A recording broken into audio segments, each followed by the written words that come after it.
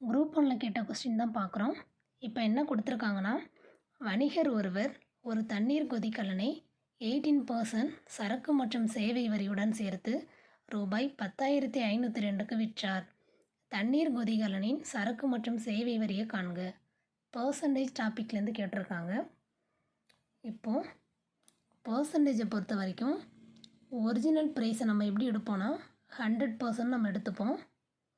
Next GST கொடுத்துருக்காங்க, அது ஒரு 18%. அப்போ இது ரெண்டுத்தையும் ஆட் பண்ணால் 118% வரும். இப்போது இந்த 118% தான் 10,502ன்னு கொடுத்துருக்காங்க. இப்போது அவங்க வெறும் ஜிஎஸ்டி 18% இருக்கு இல்லையா, இந்த 18%க்குரிய அமௌண்ட் என்னென்னு அவங்க கேட்டிருக்காங்க. இப்போ பாருங்கள், பாக்ஸ் மெத்தடில் தான் நம்ம போட போகிறோம். பாக்ஸ் டைப் பொறுத்த வரைக்கும் சுற்றி நம்ம கேன்சல் பண்ணிக்கலாம், குறுக்க பெருக்க மட்டும் செய்யணும். நெக்ஸ்ட்டு ஒரு பக்கம் பர்சன்டேஜ் வச்சுக்கணும், இன்னொரு பக்கம் அதுக்கான அமௌண்ட்ஸ் வச்சுருக்கணும். இப்போது 118% தான் நமக்கு 10,502ன்னு கொடுத்துருக்காங்க. அதாவது original price plus GST add பண்ண அமௌண்ட் தான் 118%. அப்போது 18% எவ்வளோன்னு பார்த்தோன்னா நமக்கு கிடச்சிரும். இப்போது 2ஆல் கேன்சல் பண்ணுறேன்.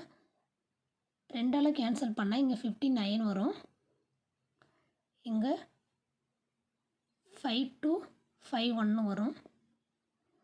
இப்போது 59ங்கிறது ப்ரைம் நம்பர், அப்போ வேறு எந்த டேபிள்லையும் நம்ம கேன்சல் பண்ண முடியாது. அப்போது இந்த 5251ல் 59 எத்தனை டைம்ஸ் இருக்குன்னா 89 டைம்ஸ் இருக்குது. நம்ம கேன்சல் பண்ணால் 89 டைம்ஸ் வரும்.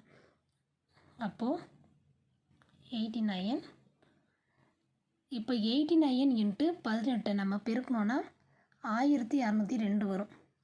அப்போ அந்த 18%க்கான அமௌண்ட் என்னென்னா 1202. இதுதான் ஜிஎஸ்டி, இதுதான் ஆன்சர்.